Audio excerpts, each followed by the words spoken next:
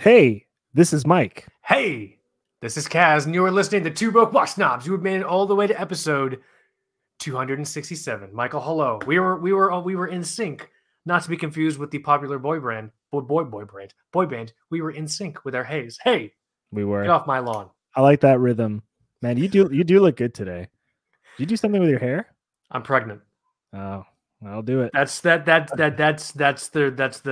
I have a healthy luster about me. Right, I'm glowing. That's the glow. That shirt looks great on you too.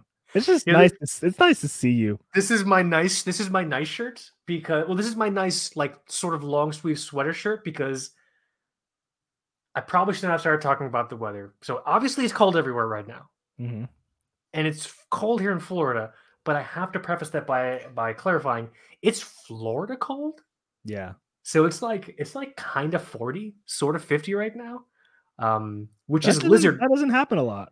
That's lizard killing, I'll have you know. Okay. Anyone else from South Florida, like Michael and I, understands what I'm talking about. Yeah. All right. They fall from the sky, the iguana. It's biblical. So this is my nice warm shirt.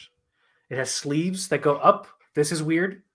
This is weird for me here in Florida, you know? You can take the perfect wrist shot with the golden ratio of wrist. I can't ever get the ratio correct.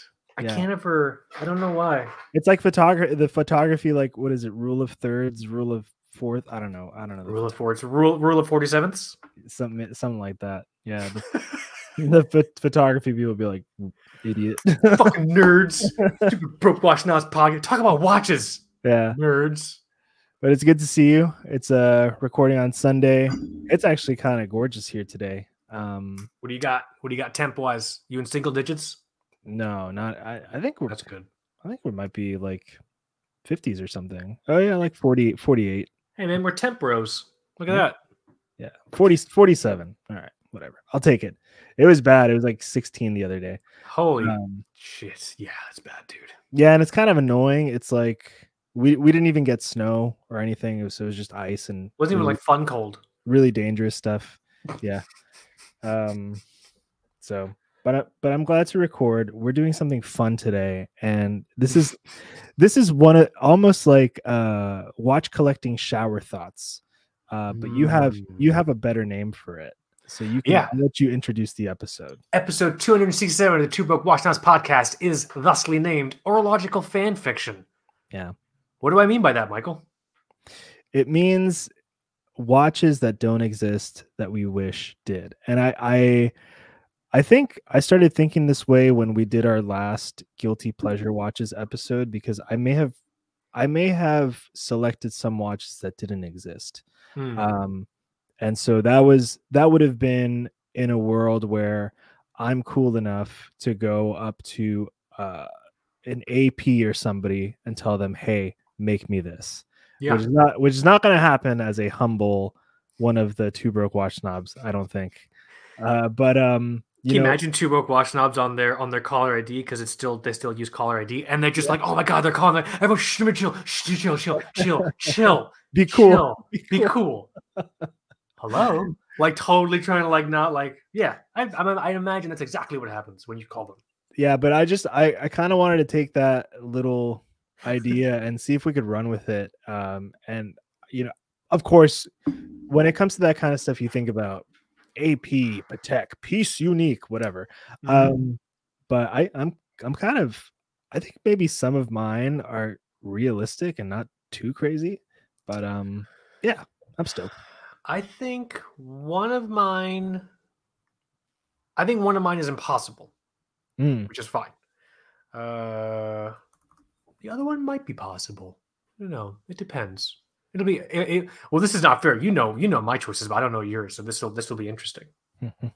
I know. Ye old social advantage. I know I said I was going to stop, but I have to ask you, how is my lighting? Because I really feel like I'm calling you from the past right now. No, it looks good. I mean, about as good as we can when we're doing this with laptop cameras. So, all right, man. Brave new world, this YouTube stuff. So. Don't worry. You're not going to get Mr. Beast quality out of us just yet. Don't worry. But subscribe now and you might. No, I'm just joking. Yeah, we're figuring out the equipment thing. I think for a long time we were trying to figure out how to crack the nut on the YouTube thing, but in the same way that we started the podcast, I think it just came to a spot where we're just like, let's just do it. Who cares? Yeah. Like, let's just do it, and then we're gonna figure everything else out. Like, you're not, for anyone else that's interested in kind of creating some sort of watch content channel or whatever content channel that you're into, like whatever you're super passionate and enthusiastic about, there are no perfect conditions. You just got to start doing it. Just start doing it, man. Yeah.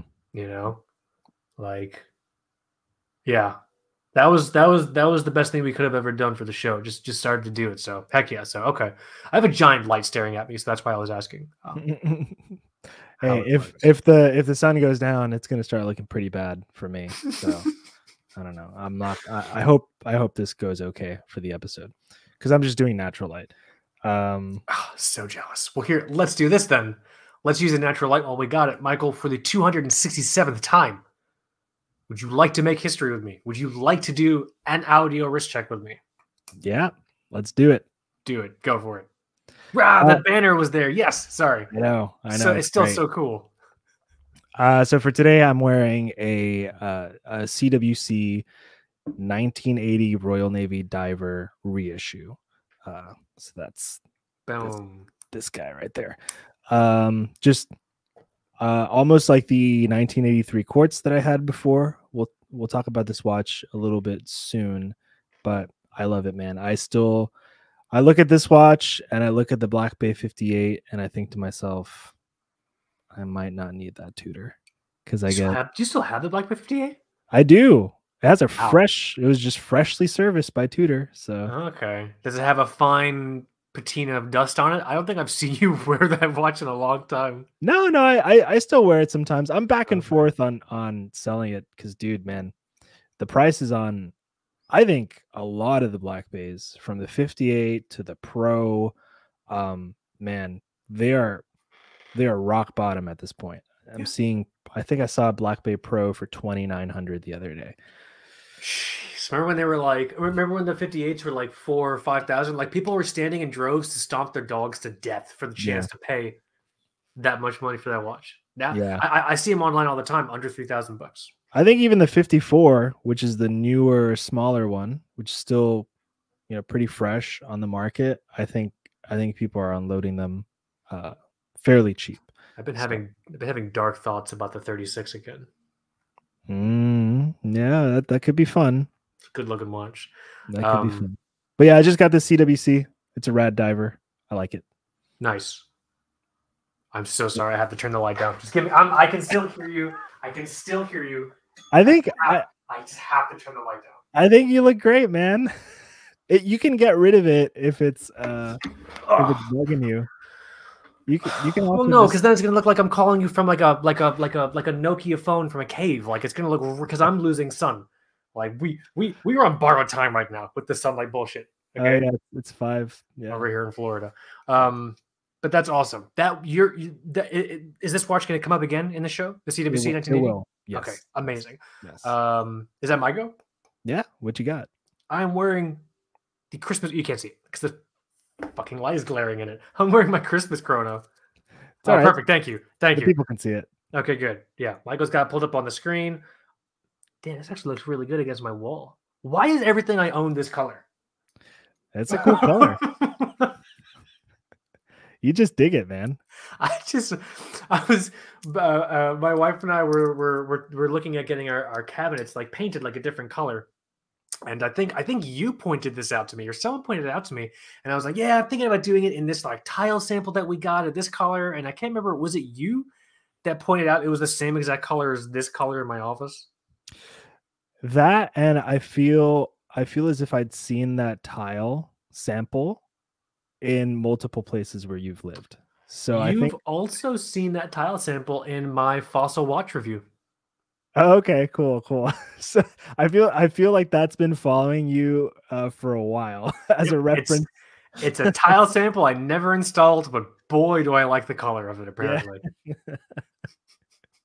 it's just on your dinner table. I think I used it as a coaster. No, I mean, we might use it as like a trivet every now and then to like just like put hot plates on. But But yeah, wearing the Orient Christmas chrono. I love this particular photo I have of it on my fender. So this is a really good time to shout out the YouTube channel. Everyone go and check out Two Broke Watch Times on YouTube if you want to see the watches that we're talking about, including the ones I'm showing it to the camera here in our wrist check.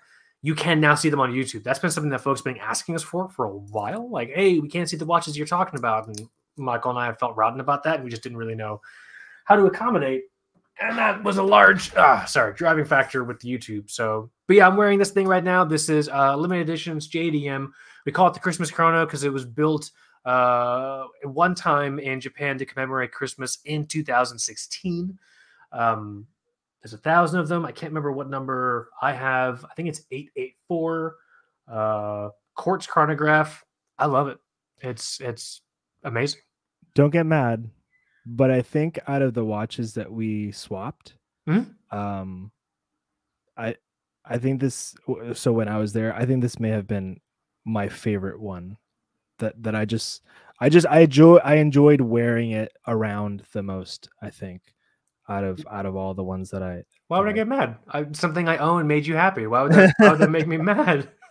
It's the one that I was just most into. I think it'd be kind of cool to have the white one, or they make a gray one also, right? There's a gray one. I've seen the white one in person. A local fan of the show is here with me, and we were getting lunch the other day, and he had it. It's fucking beautiful in white. Yeah. Like just straight panda, like white dial. Very tempting. It's really cool, and it's not even that bad. I think it's like $200 or $300.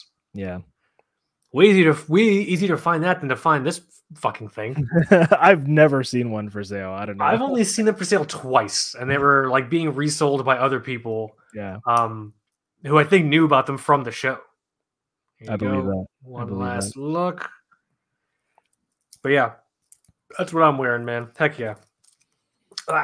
With that said, would you like to move? It's probably time for us to cover some housekeeping because there's a really cool housekeeping update I want to get to in here. Housekeeping.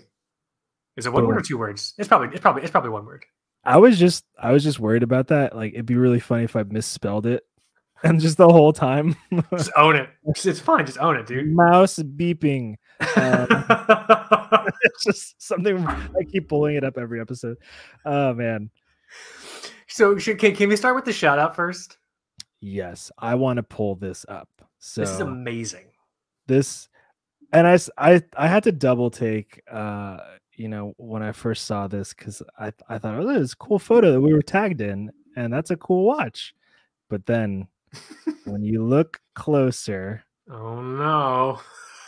Let me know if can you see that? I can see it. Can everyone at home see it? If you can't, go to YouTube.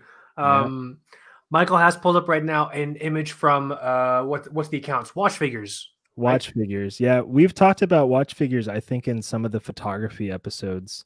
I think so. Where we go through some Instagram accounts, watch photography that we like. And Watch Figures, very just so awesome, has a photo here of the SKXA 35. I used to own this watch. I miss it dearly. But if you look closer, it's a little TBWS tribute. These two little Lego guys look kind of familiar, don't they? One is a grizzled whaler down at the bottom with some cat ears behind him. I love the cat. It took me like my 10th or 11th viewing of the image to realize, oh fuck, there's cat ears behind him. And then on my 13th viewing to realize he has my microphone. This is deeply, deeply meta. Yes. Deeply meta. Huge thank you, Watch Figures, for just really making our day. I showed this to my wife and shit. Like, like it's really cool. Yeah, I showed it to my wife too, and she said, wow, that watch is so cool. And then I said, yep, I used to have one. I sold it. She said, why'd you do that? Why would you do that? You're just like, I don't know. It's a great watch photo with a ton of TBWS lore kind of just embedded within. Even the background, your background with the guitars, the plaid shirt. I mean, the shirt made me lose it. I was like, dude, I literally wore that shirt like actually in an episode. Yeah. Like so good. This is good stuff. And that kind of, I can't stand Instagram, but that kind of stuff makes it a lot of fun. This is quality content. So the watch figures account makes Instagram worth it. Makes all the bullshit worth it on Instagram. Stuff like this. Yeah, I love that thing. God, I miss that watch. Sometimes they still come up for sale. But are they like butt expensive? Yeah, really expensive. I wonder. I can't remember who has mine. Did it make its rounds in the community? I think it has. Email us if you have that watch. I think I know who you are if you still have it. But I think I know who you are, and I have a very particular set of skills that I will use to find you and extract my watch from your wrist. No, just joking. Whoever you are, we have no idea who you are. With that said, we can pull up the site. Just a couple things. The site's been a little quiet right now. We're taking the time in January, which is a little bit of a slow season. Just take care of some honestly very much needed things. I promise I'm not going to leave you hanging for this much longer. I'll pull up the site. Oh, you're good. But in regards to the site, so we have two really cool just kind of press pieces. You got this Timex piece up here right now with the Marlin Jet Automatic. I've been seeing some interesting opinions on this watch when it came out, particularly about the branding. Yeah, it was kind of weird. I mean, I just didn't get it. So I like that you have this whole crystal that comes That's very cool over the bezel. Folks were saying that it can remind you of the Tag Heuer glass box setup. But man, I'm not even mad about this Marlin on the bezel, but I think that this text here, just above 6 o'clock, is so big. This could have been, I don't know, maybe 5 points smaller. How else are you supposed to know it's automatic? How's the person next to me in the elevator supposed to know I'm wearing an automatic watch, Michael? Yeah, and I'm not even mad. So this subdial is also, I think it's 20. Yeah, it's a 24-hour subdial. That doesn't bug me, but I'm more upset about the size of this text than this double branding, I suppose. Yeah, but it's cool. I'm glad that they're still messing with the Marlin, and crazy to know that, dude, 2017 was when they came out with that little 34 millimeter hand first crank. one. Wow. Yeah. And everyone was freaking out, conspiracy theories about what movement it was, what was in there. Is it really good? Is it going to explode on my wrist? Yeah. Dude, the fear mongering about certain aspects of watch collecting with in movements is so interesting. But I like that Timex. What was the price on that Timex? I think it was like it was $289. Dude, yeah, that's really cool for something. Yeah. I always appreciate Timex when they sort of go out of their way to try something different, but not in a way that's totally disingenuous to just kind of their own sort of unique brand vision. And for under $300, heck yeah, that's cool. Yeah. And then we have these. Man, this lineup has been growing forever. 2018 it started, and it's actually called the Black Series. Cool. I had to figure out if this is just some thing that we call it, but yeah, they added three new watches to it. There is a turtle diver, or king turtle. There's this sumo, and there is this solar chronograph, which I really like. Yeah, I was going to ask you. So I feel like in this current iteration of you and Mize's, that's my Long Island coming out. You and Mize's horological journey, you're very much into this black watch, black dial, black strap vibe, right? I don't know why, because I was never like this. If you listen to episode, I don't know, 20 something, I hated this kind of stuff. But how do you feel about these? I really like these. I don't know about I don't need a bracelet. I don't know about blacked out bracelets. That can kind of, I don't know, be weird. But this kind of canvas look is pretty cool. It does look stiff, so I'd like maybe a rubber Barton strap or something like that would be really fun. And this is the cheapest one. The solar quartz. I mean, that's not cheap. What 700 euro. So it's probably $850 or $900, I think, or something like that. What the hell's the USD to euro right now? I don't know. Are you not heavy into Forex right now? I have no clue. But Can you hear my son screaming? I can. Okay. So in case anyone else out there, oh wow, euros. Interesting. Sorry, euro.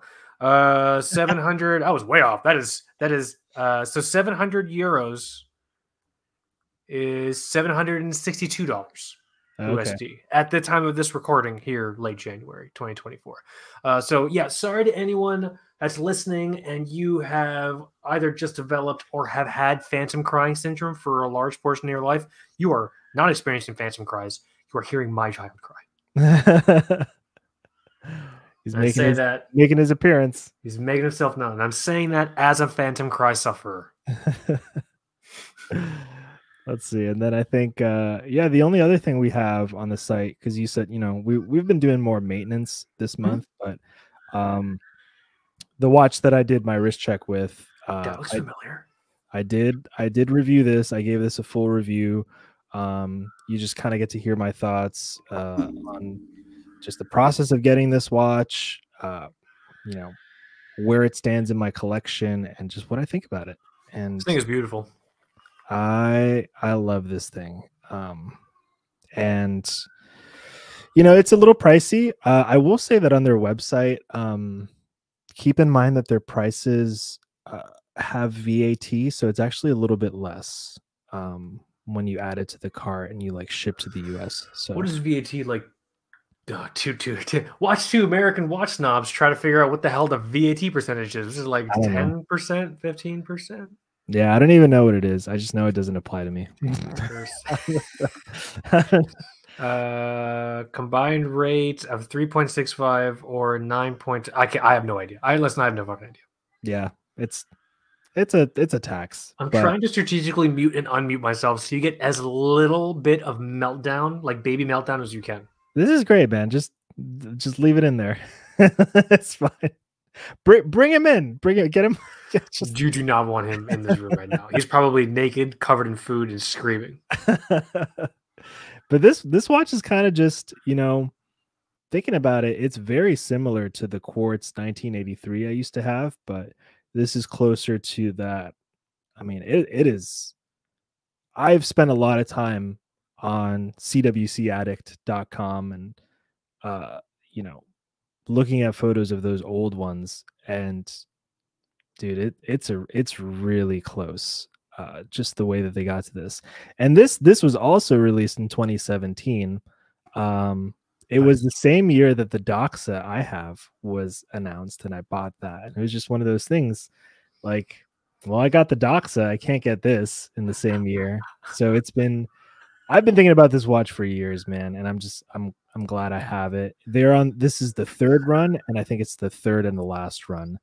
I mean, is that like a real thing? Like, oh, I got the Doxa, now I can't get this, or is it fine to just buy, like, you know what I mean? Financially, I could not. Oh, understood. Yes, that's a real thing.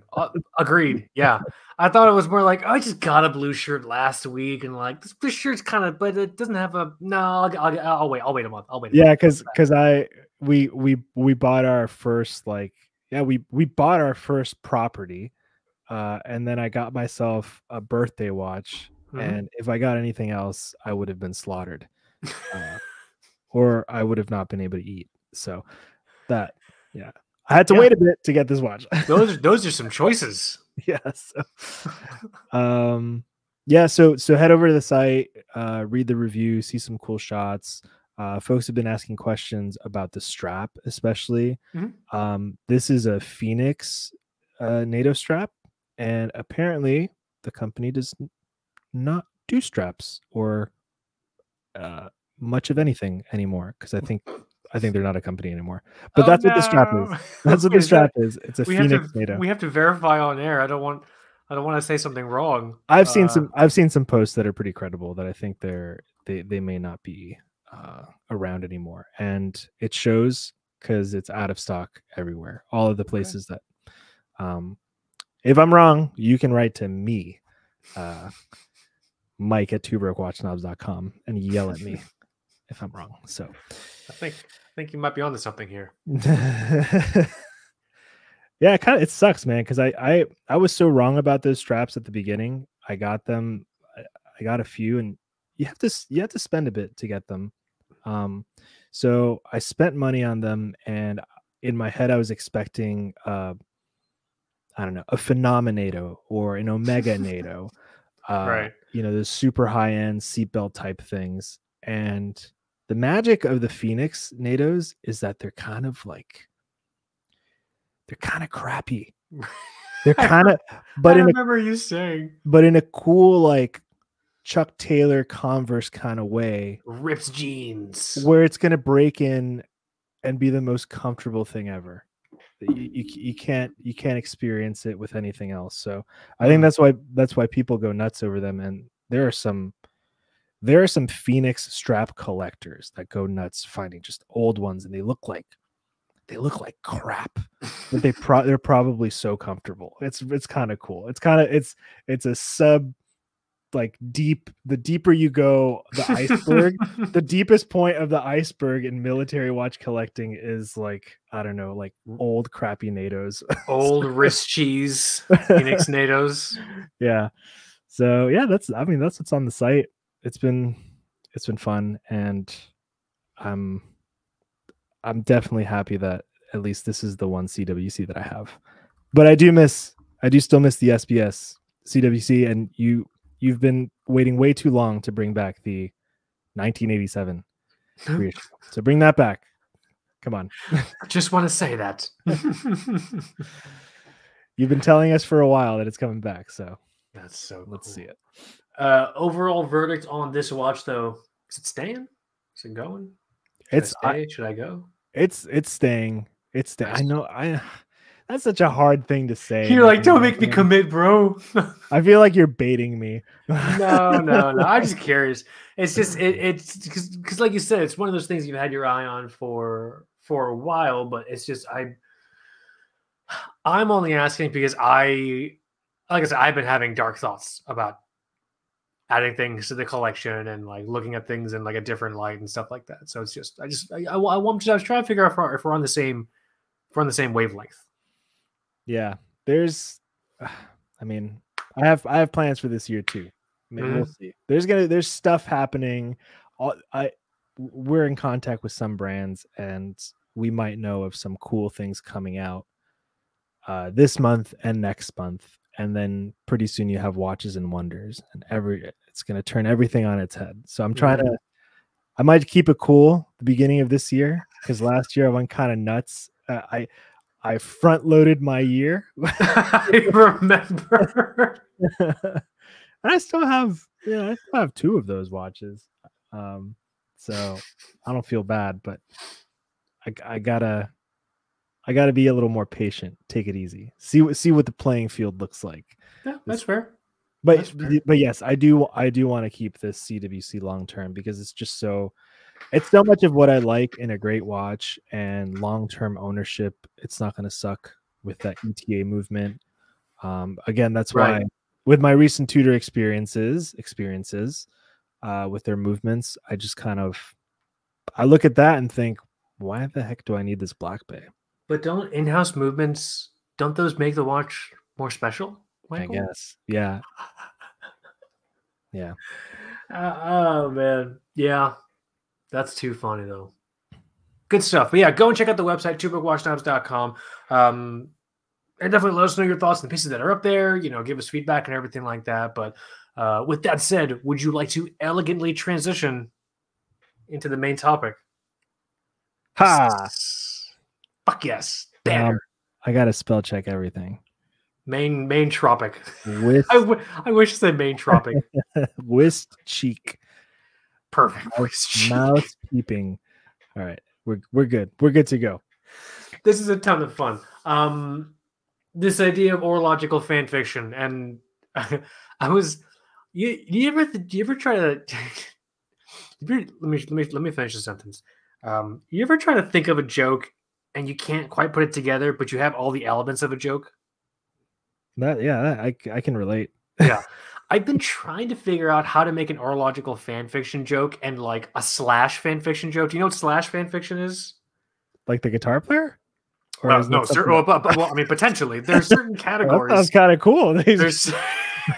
Maybe I like slash fan fiction. There's certain categories of fan fiction that that denote what that fan fiction about. I'm fairly certain slash fan fiction is a fan fiction with male on male romances. And so I've been trying to think of something like I was way off. I mean, slash could be in a slash fan. I mean, it's not out of the realm of possibility. If someone were to write Guns N' Roses fan fiction, which is this is a world for all kind of folk, it's entirely possible. That there's someone very, very feverishly writing Guns N' Roses fan fiction in their attic right fucking now. And to you, more power to you, man. I was trying to think of a joke with the two book watch knobs slash it, and I just couldn't. So I would like to give you the disparate elements of my joke, and you at home can try to cobble together my brain, my addled brained joke that I couldn't really put together properly. So those are the pieces? Those are the pieces. It's just fan fiction. I love how unimpressed you were. So it's us and just so slash fan fiction, not with slash about us. Not with slash about us, but slash as a romance category of fan fiction with the two book watch knobs. Yeah, that's my joke. We might get some horrible stuff in the inbox. That's fine. That's okay. Yeah, that's okay. But this is going to be a ton of fun. I think at most points, people have been trying to find a watch online that fits something very specific they're looking for, and that's been my experience. Really, really specifically with lots of different watches, and that starts to get into the area of what we'll call horological and fan fiction, where it's like, oh man, I wish they could just do a watch with XYZ and on that bracelet and on not that bracelet with XYZ movement. Like now we're getting into horological fan fiction, or in the case of at least one of my picks, this idea of hoping a brand that will bring back something from its past in the same sort of way it's been bringing back other things from its past. And you start to daydream about that watch, what that watch looks like and everything like that. So when we say horological fan fiction, we really just mean like, basically that. Like I have some things that I chose, and I have one honorable mention, which came true. It's actually really funny. I didn't realize it until I started looking into it. But we'll talk about that last. I have some stuff on there. You have some stuff. Do you want to go first with your first horological fan fiction pick? Should I go first with my first horological fan fiction pick? Yeah, there's one. I'm trying to think if I should start with the one that's least likely to happen. Yeah, do that one. Do that one. Yeah, I think it's going to be this. So, man, I have to make sure to not hit the end recording button because it looks very tempting. Are they like right next to man. End recording. So I'm going to pull up this watch here because it'll be, Oh, yes. So yes. This is a great watch. This is the Manta SkyQuest. This is the second iteration. I may have talked to you about this, so this won't be a surprise. I was thinking the other day that it would be very cool to get a Manta SkyQuest in titanium. Oh fuck yeah! You already got me. Yeah. Okay. So a Manta SkyQuest in titanium. However, when we go to the whole like bezel setup, I think we should have the titanium with this kind of bezel setup. So it'll be a titanium. It'll be a titanium Manta SkyQuest with a Blueberry GMT 24-hour bezel. I just think that would look so cool in the Manta SkyQuest case. You'll have the darker tone. Black dial, you said? Black dial, titanium with this bezel. So you'll have the darker tone of the titanium with the all blue bezel. Oh shit, that would be beautiful. And you'll have the Manta clasp in titanium, which I'm not smart enough to figure out all the engineering behind that. I don't know if they can do that. But that'd be pretty rad, guys. I don't know if it's a smart thing or a money thing. How much would one be willing to pay for a Manta bracelet in titanium? Well, I mean, the bracelet, I'm sure, I don't know how costly that would be. I wonder about that really, that positive clicking like Yeah, here, component, that bearing that gets in. You can hear it on mine. Yeah, so there's a lot of thought behind that, obviously, and I just don't know what it would take to make all of that out of titanium. So that would be cool. But this is fantastic orological fanfiction territory. This is something that, you know, if someone were to read your diary, this would be in your diary. Yeah, this would be in my diary because, yeah, if not, just like, yeah. You know what I love about this watch? So I was recently looking at this watch in relation to a piece I'm working on, or was working on for the site, and this thing looks way beefier than its specs suggest. Yeah, it's a watch that you know, and I spoke with the Monte guys about this watch at Windup, and launch wise there was some difficulty getting the watch to translate well in photos. It was just, I think a lot of people just set their opinions after seeing the press photos. That's fine, that's going to happen. It's just the nature of the way we consume this kind of stuff. But it really does have to be experienced. It looks like this thing looks huge. I thought it was 42 or 43 millimeter. It is not. Even in really nice photos, and I don't know if it's just the shape of the case or something, or maybe the proportions with the bigger numerals here. The bezel's pretty beefy, but at 40 millimeters, which is what the size of this watch is, that bezel needs to be a little substantial to actually be legible. But then I think that's what kind of makes it seem, what makes it, you know, look, at least in photos, larger than it actually is. Dude, so just going back to this photo, yeah, imagine this blue here, this blue on the top. Yeah. Going all the way around. No gilt, so just, you know, just white. Yeah. For all the markings, and the whole watch in titanium. That'd be awesome. That'd be epic. That would be my jam. Yeah. But I don't think that would happen. So yeah, that's my first little piece of fan fiction. I love it. I've been thinking about it way too much, actually. It'd be badass. Do you hear me, guys? I've been thinking about it a lot. I've been thinking about it way too much. Well, the thing is, I'm trying to figure out, in regard to the engineering required and how many you'd have to make. Is it limited? Is it not limited? X, Y, Z. Like, how much is that watch going to cost? Yeah. I mean, we've had small brands using titanium. Is titanium that big of a deal? I don't think so anymore. It does seem like it's not easier, but I think some of the manufacturers that folks are using are probably realizing it's kind of popular, so they're offering it more, or at least offering brands more options to fabricate in titanium. I don't know if it's that big of a deal. I still like it for lots of reasons. I like it because it's light. So like at this point in my life where I'm at in my orological journey, I'm not a giant fan of heavy watches. Mm-hmm. Like I immediately want to put the watch on and just kind of like forget about it. Yeah, I get it. You know? And my Manta Triumph is like right at the edge, especially for an automatic watch. Like, this thing is awesome, but it does exactly what I want it to do. I put it on and it's not too heavy. If this thing were in titanium, though, yeah. And I've never, I don't think I've ever had a titanium watch. So that'd be fun.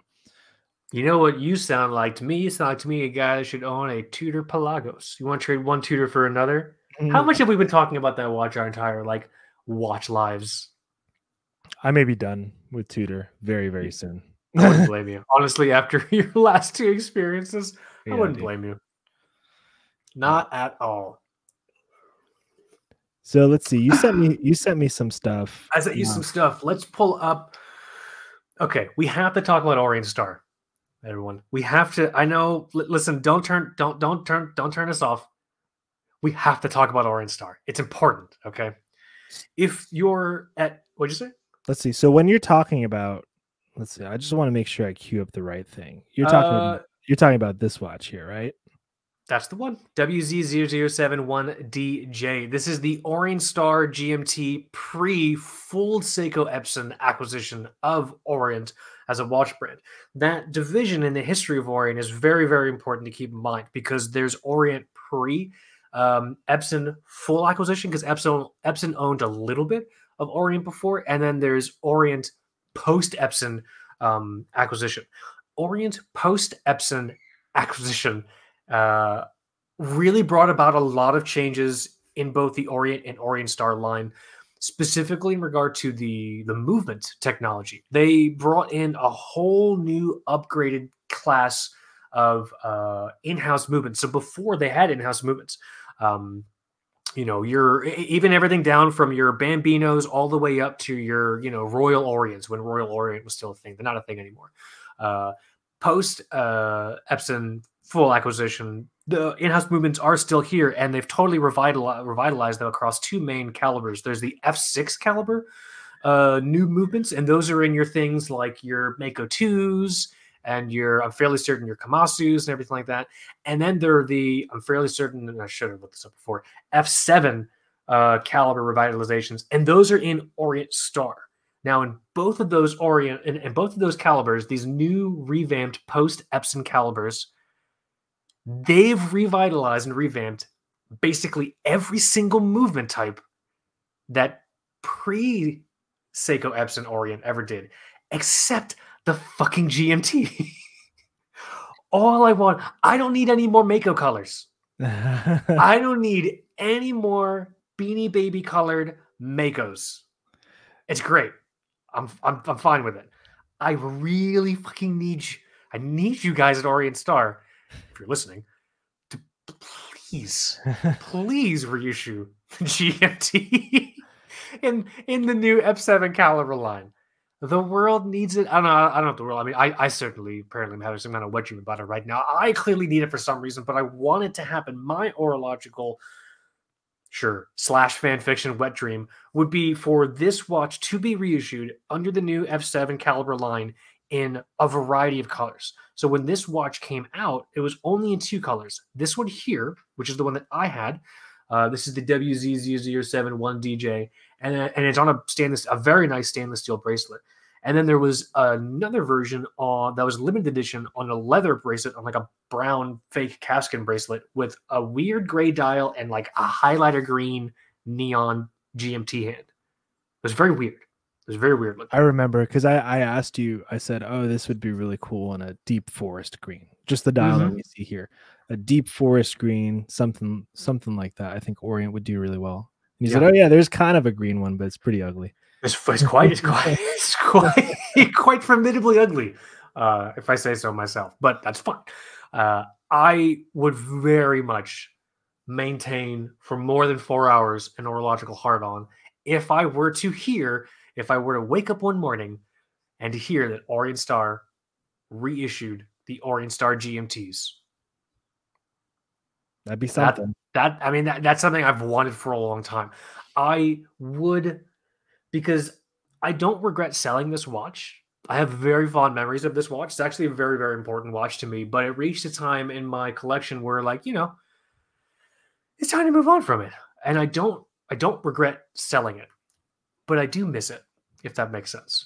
I think when I think about what you like in watches today, just going back to the weight thing, I think you'd probably be pretty sensitive to how heavy and chonky this thing is.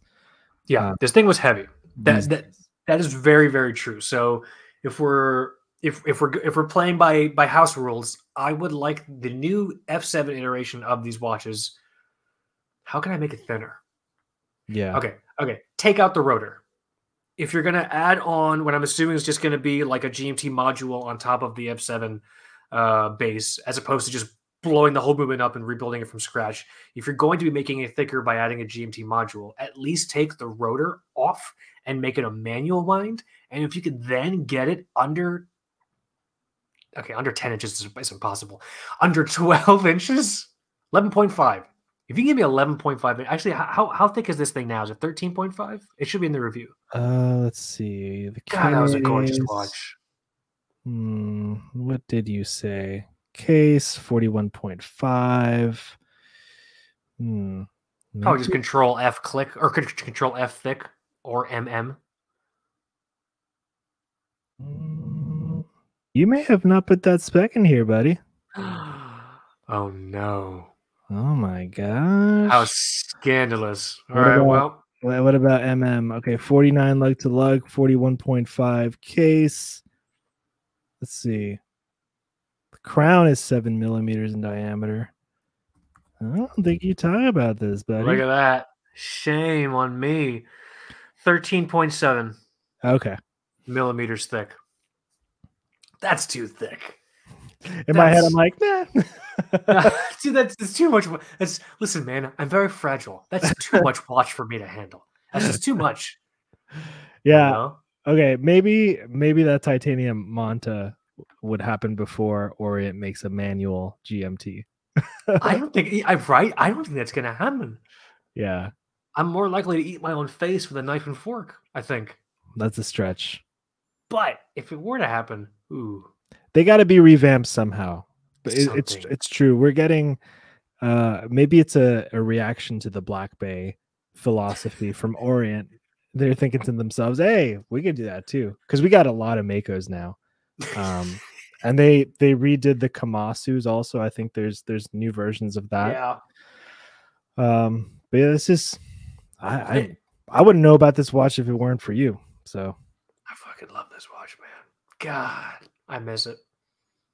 I miss it. I miss it every time I see it. Great. So good. But that's cloudy. Is it getting cloudy over there? You still maintained your handsome palette. You're just fine. Don't worry. Okay, I'm nervous. All right. I'm losing my natural skin tone as the sun goes down because these lights are not doing me any favors. We'll look like prisoners by the time this is done. I don't know. Just hostages. Trapped in a web of our own orological fantasies. I'm gonna bring up my next one. Let's see. So this is, I don't know. Again, I wish I had a better understanding of some of the engineering stuff that goes behind running a brand. So this is kind of like the titanium. So this is what we're looking at is a Zin U50. This is a watch that came out recently, and the dimensions are really, really nice. So it's a 41 millimeter case, 11.2 millimeters thick, lug to lug 47, 20 millimeter lug width. Wow. This might be my favorite configuration. You have this kind of blacked out bezel, just regular like steel look. Back in the day, Zin used to make well, actually still to this day, they make oil-filled quartz watches. Yeah. And the idea is that it just helps with legibility. You can read that dial from any angle, and just the readout is going to pop to the very surface of the crystal. I think the one I have in my head right now is called the EZM2 Hydro. It's a crazy cool watch. So it would be kind of a dream to get the U50 quartz with an oil-filled case, because what kind of bugs me about Zin is that the oil-filled dive watches that they make these days, I think they're all 44 point something millimeters. Yeah, they're big watches. But again, that's such a specialized type of watch, and I don't know how well something like that sells in the grand scheme of things. So I don't know how many of the brand owners that we know are going to think to themselves, yeah, 2024, this year we're coming out with an oil-filled watch. Oil-filled, yeah, I can see that. The people are asking for it. It's just kind of cool. It's one of those. Is it like canola oil? Like, educate me. Like, what can I just put oil in my Manta? Like, what? Don't worry, I'm not gonna do that, guys.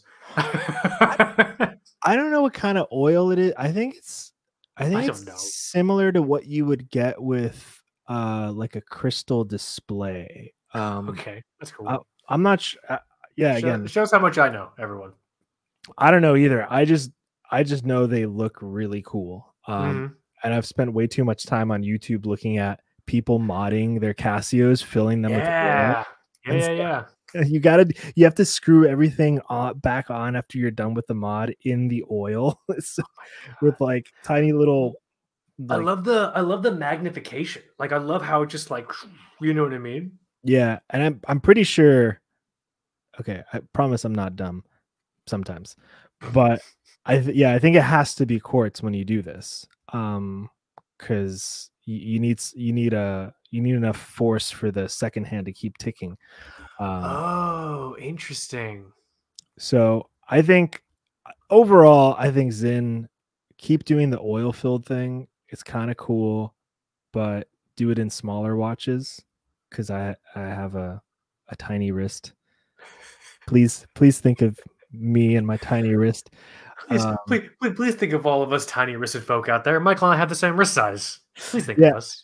and I love this. I love this U50. I've always liked it. It's been out for a while now. It's pretty popular. I think it sells out here on watchbuyers.com pretty regularly. Nice. But something like a quartz version, even just a quartz version, would be very different. So fill that thing up with oil and call us. Yeah. Also, there may be a lot more maintenance and like, what do you do? Yeah, I don't know. Actually, because then if you got to change the battery, is that oil all the way back in there also? Yeah. Do you have to replace the oil? Maybe. I don't know what goes long term with servicing oil filled watches. Again, this is why we don't see it, because I don't think it's a thing where people are just pounding on brands' doors to try to get them to make oil. I actually just know Zin and Resonance. They do that. I don't know. I feel like Resonance is the one that everyone sees, like, because that's very Instagrammy. I feel like that particular the particular collection from the brand. Yeah, that's my other one. My last one's fun too. Nice. All right. Well, here in preparation for your last one, should I do my second one here? Yep. This one's kind of weird because as I'm reading it, I'm realizing I think I might be just talking about combining two watches from totally different brands. Okay. Into one, or possibly two watches from the same brand into one. Yeah. I would love to see, because this is something I spent a long time trying to figure out. I would love to see a 9F quartz Grand Seiko heritage case. So like my SBG V233, titanium like my SBG V233, in Castile like my SBG V233. But the main difference is I almost want I want Arabic numerals on here almost in like a field watch. So I don't know what it is, but I could not find any Grand Seikos that I liked that were a really good balance of casual and sort of dress that had Arabic numerals on the dial. Yeah. You know what I mean? The only ones I could find were sort of like, they have some GMTs, some sort of the older iteration GMTs that are not quartz. They're all mechanical. Like I specifically want something quartz, titanium. I think something like that. The Halios, the Universa comes to mind, but that's not. I don't think that has numerals. I don't think that goes all around. Right. Nor is it titanium, but that's I could see that. But to me, in my mind, I really want more. There needs to be a proper balance, at least in Grand Seiko, between these watches that are very, very what I would call not like suit dressy, because this is technically like a sports style case where you can just kind of throw it on and go to your job. But in the context of this discussion, I'm going to call that like a dress watch. Like there needs to be more of a middle ground between a dress watch and Grand Seiko catalog and like sort of functional sports watches, because they're either very, very large or they just don't look like something I want to wear if they're like the sporty ones. You know what I'm saying? Or they're just too dressy. Like I really want like a Grand Seiko watch, like an everyday watch in the middle. My particular Grand Seiko, this SBG V233, is the closest thing I could really find, honestly. When I was doing my initial Grand Seiko hunt, because when I found this, I was cruising for Grand Seikos. Like I was on the prowl for Grand Seikos, and then it happened upon this particular one. I told this story in a previous episode when I was on Seiya Japan. I hope Seiya Japan's okay. Yeah, I hope Seiya's all right. Site's been closed for a bit. Yeah, I hope the team in Seiya are just enjoying a very long break. Yeah. So kind of like this, but with applied Arabic numerals, kind of deal. Yeah. Well, I mean, when you say it like that, it doesn't sound like anything, fantastic. But to me, it's apparently a very big deal. Yeah, no, I mean, I would just, hey, I mean, a blueberry, a blue GMT bezel is not that exciting. But I don't. Do they make watches with applied Arabics? Grand Seiko? I don't think so. I haven't seen anything. Because their whole thing is finishing all those little trapezoid little indice thingies. Yeah, I looked at my Orient thinking I was wearing my Grand Seiko, and I was mildly horrified for a second. Yeah, it's this doesn't look like my Grand Seiko. Did I have a stroke? The hell, dude? Yeah, no, like they put a lot of emphasis, into like the finishing, and the thing is, these markers are amazing. Yeah, like they are beautiful. You wore this watch for a day, right? Yeah. I mean, like you enjoyed it. It was fun. It's not. I don't think it's necessarily your style, but I think you enjoyed your time with it. I broke that watch. Michael, you did not break my watch. The battery merely decided to die right after ruined everything. You just go to your room and slam your door. It's like, no, come back, Michael. You can't run from this. You didn't break my watch. I'm fairly certain the battery's dead. I have been educated from good friend of the show, Just Watches. Check out Just Watches' YouTube channel. I have been educated from Just Watches from a video that he shared from Steve Laudlin of Raven Watches. Everyone go and check out Raven Watches on how to change a 9 of quartz battery. Whew, that was a train there. It's a good source, I'm sure. And so, oh yeah, that was a line of people I very greatly trust. I just need to get the battery and some holy water or whatever I need, and we're gonna wing it. we're gonna see where fate takes us at that point. Oh man, but that's the thing. I would love to just see more Arabic numeral, the same level of finishing to these indices. I would love to see applied to some sort of Arabic numeral format in Grand Seiko. That would blow my fucking mind. It's getting so spooky here. How's it spooky? It's just gray and rainy, and it's not looking good on camera. So I think it looks fine. I love how I don't know what it is, but you and I don't think you see me the same way I see you, and I don't think you see me I don't think you see me the same way I see me. Like, I look at my thumbnail and I see a very disgusting person. Have you heard about those true mirrors that they sell? You mean real mirrors? What's a true mirror? I think they market it as a true mirror, or that's what you have to search for. But they're mirrors that get flipped. I guess the mirror image gets flipped twice, because when you look at a mirror, you look at yourself in the mirror. It's the flip side. Yeah, so you're not seeing the way that people see you. I see what you're saying. So people buy those things, and it's supposed to give you, as you're getting ready and stuff, a more accurate representation of what people will actually see with their eyes. Is it that? I mean, is it that different? It is. People freak out, man. I kind of freak out because I'll see myself on camera for other stuff, and I'll think, oh man, I thought I combed my hair this way. What you comb your hair? Tell us. Yeah, no, I don't do much combing. That's good. So yeah, that's what it reminded me of. The last time I combed my hair, I didn't comb my hair. My mom combed my hair, and it was under duress.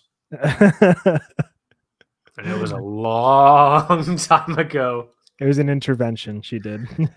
Yeah, I was walking up to my door with groceries in my hands, and she hopped out of the bushes behind me as I was fishing for my keys, and she overpowered me with the weight of her motherly guilt, and she was able to just thrust the comb through my hair and comb my hair. And then before I knew it was happening, she was off. She was off into the night like the chupacabra. She was just gone. She's just fucking gone.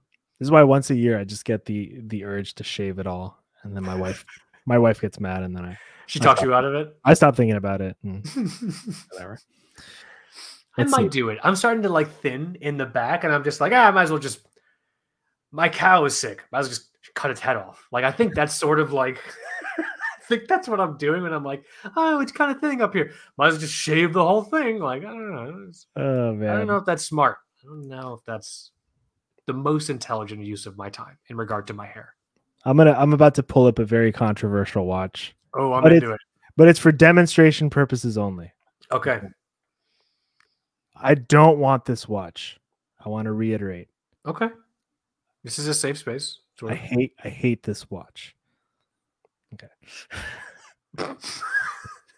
I don't hate this watch. All right, I'm listening. This is for demonstration purposes only. So tell everyone at home what you have on the screen. Yeah. Okay, so we're looking at a Glycine Airman. A Glycine Airman #1, they call it. They sell classic Invicta style. The price is $2,150. I mean, you see them on eBay sometimes for like $600. Yeah. I think Nauman used to sell these for maybe just like 900, 800 or 900, right? Yeah, something like that.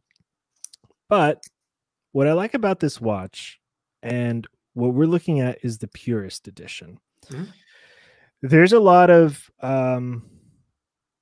basically right now tons of folks are putting out GMT watches because you have that new Miyota, you have the new Seiko movement, and it's a GMT renaissance, and we're all loving it. Mm-hmm. But sometimes I think about what it would be like to have, say, a smaller boutique brand, micro brand, if you will, or anybody really, put out a GMT which operates the way that some of the earliest GMT watches did, where you have a hand that is tied, this whole watch is entirely 24-hour format, or you have one hand like the earliest GMT masters, where that hand went around every 24 hours, and to get your second time zone, you just use the bezel. Mm-hmm. That's it. You get your second time zone with the bezel. You get something like that now from brands doing the 12-hour bezel thing, but you're only getting 12-hour format. You're not getting 24-hour format. What would it take to, like, can you buy a modified Sellita or something, or can you just put a gear in there or something? How do you put an extra hand that is just goes around every 24 hours? You know what I mean? So you have an hour hand and a minute hand and another hand that goes around every 24 hours? Yeah. And there's no arguing, oh, this is a flyer, or this is a collar. You just use the bezel. You just use the bezel for your other time zone. Yeah. And that's how, I think it's the reference 6542. I think that's how the earliest GMT masters operated. That'd be pretty cool. Those pilots were off into the new frontier of the jet age, and they did their time zone tracking perfectly fine. They weren't worried about, oh, if I change the time, change the hour, I'm going to interrupt the seconds. Well, they didn't have to worry about that because they just used the bezel. Mm-hmm. And yeah, there was no independent hour jumping hands or anything like that. So I think that'd be badass. I don't know how. Technically, I don't know how that's possible, but this Airman, there's a Sellita in here. Which one is it? I don't know which one it is, but it's some kind of Sellita, pretty sure. And the whole thing is, I mean, they have to sell a version that ties into this, because that's how you get this watch. This is how you get that second time zone. It's just with the bezel. You have to unlock the little. So there's how many hands are on this watch? There's just 2 hands. Oh, it's just 2. So it's a regular hour hand and a minute hand, and you just turn the bezel. Yeah, but I'm talking about. So you could do it this way. That's why I like the purist version of the Glycine Airman. Or you could do it the way that the old GMT masters were. So you have the hour, the minute hand, and the GMT hand. The GMT hand cannot move. It is tied to it is, I guess you could say, slave to the hour hand, right, in a 24-hour format. So That's how those early ones worked. There was no jumping hour hand. There was no jumping GMT hand. You could only use the bezel. Yeah. I know it's not interesting. I don't know. It's not cool. It wouldn't be the new GMT movements that we have, but I wonder if it would be cheaper, more expensive. I don't know. I feel like it would certainly be, in terms of manufacturing, can't imagine it's okay. So I feel very dumb. Is it just that it's the rotation is the same? It's just that you shove more numbers on the dial? For the glycine? Or just this idea of a 24-hour dial? Let me see if I can. You know what I'm saying? The idea of the 24-hour dial, you get AM PM all in one shot, and it goes around just one time. Right. So 12 noon the hour hand will be pointing at 6 o'clock. 6. Yeah. What movements did those Meister Stingers use? Meister Strudels? Goddamn, I was trying not to say it, Michael. Yeah. Let me see if I can. Because those are one-handed and sort of, because I think they operate on a similar 24-hour dial idea, right? So I just want this watch. I just want GMTs like this. This watch. Yeah. So you can't fiddle with this GMT hand. You can't fiddle with this hour hand. If you want your second time zone, you move this bezel, because this red hand here only goes around once, as opposed to this one. Oh, I understand what you're saying. Okay, I have no idea how the fuck to do this, but I think it'd be really cool if someone did this. This is great. We have visual aids now to get on the same page. My God, yes, it's huge. The problem is, I think if someone were to try to do like a sort of purist idea of this early GMT function, it might they might feel compelled to make a derivative of something like the early Rolexes.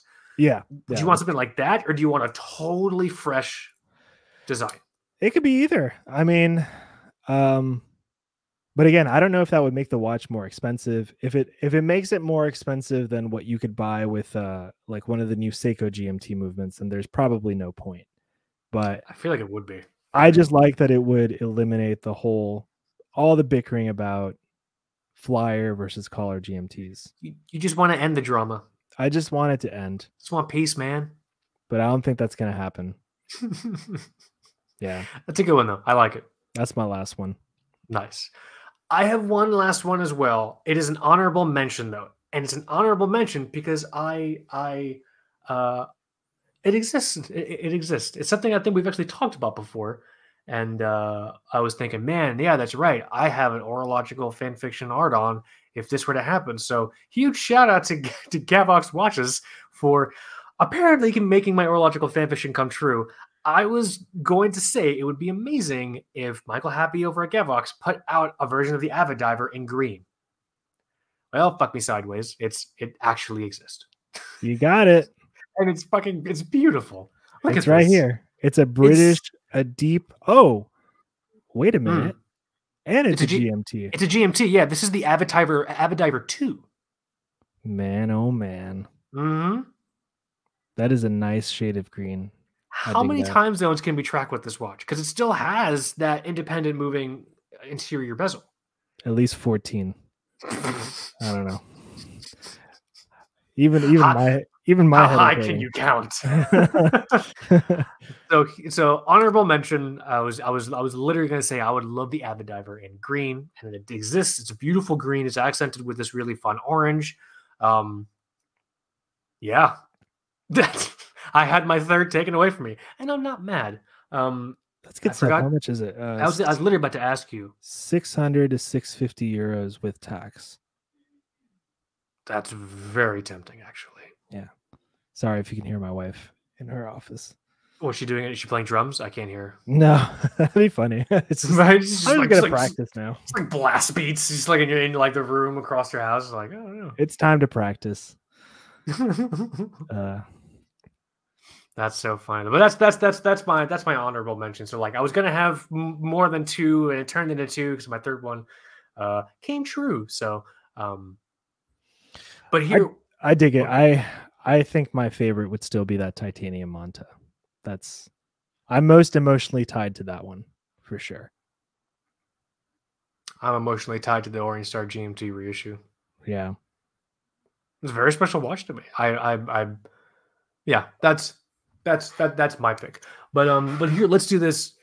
Let us know your thoughts on our picks for Orological fan fiction, in regards to the brands that we talked about and like the models we chose. Also, feel free to share any of yours that you have, because I think this is a really, really fun game that people maybe don't realize they always necessarily play. You know what I'm saying? Yeah. It'd be So funny if people just write in like, "You guys are dumb. Like these all exist." Like, that would make me so happy. If Yeah, someone that'd be could really cool. if someone could just show us links for these if they do exist, Yeah, that'd be great. that'd be great. You know. But with that said, I actually would like to get serious just in the last couple minutes, Michael, if you have time. I want to take a few minutes as we close out the show to address something that's come up reoccurringly on the show, and I want to speak to it in as appropriate and authentic way as I possibly can.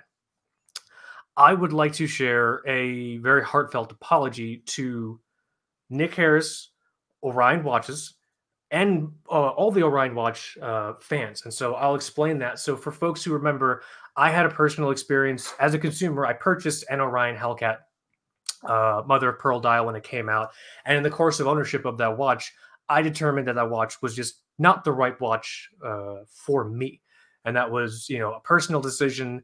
In regards to the reasons the watch wasn't right for me, I contacted Nick personally, and he shared some recommendations that I could implement to try and address those things that made that watch not the right fit for me personally.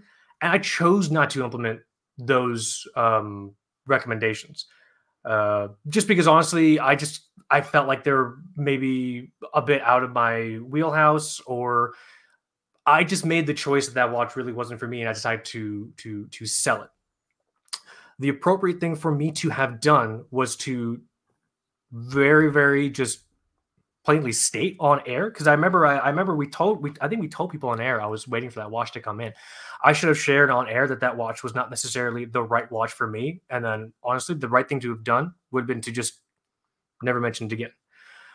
I acted unfairly to Nick and Orion Watches, and this is what I apologize for recurrently bringing up that watch over the course of several episodes. What I learned, especially communicating with not just Orion fans, but also Nick directly, what I learned is that there was an inadvertent effect of me sharing my thoughts on why that watch wasn't really the right watch for me, because that's the reality of the watch. The watch was just not the right watch for me personally. In the course of sharing those thoughts, my intention was never to have those thoughts act as a representation of the brand as a whole. That is not fair. That was not intended, and I should have been in better control of how I was sharing my thoughts and opinions on a watch that was not the right watch for me, and that's totally fine. It is so normal, Mike, for us to review or spend time with a watch from a brand, and that watch maybe doesn't jive, but that brand is still amazing. Yeah. That's totally normal. Yeah.